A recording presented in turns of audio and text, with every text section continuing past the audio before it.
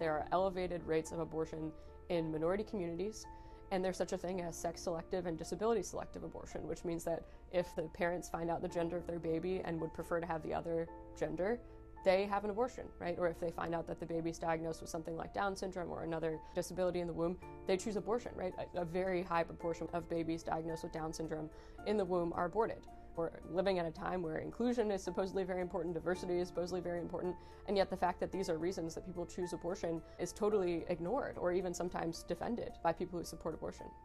I think it's very clear at this point from science that the entity in the womb is a child. So I think the denialism that we're seeing from supporters of abortion is purely because they don't want to reckon with the end of that argument, right? If you're willing to admit that this is a human being in the womb, suddenly you have to argue that it's okay sometimes to kill human beings, and that's a very difficult argument. And sometimes I think it's easier to stick your head in the sand and pretend that, science is unclear on this question when it's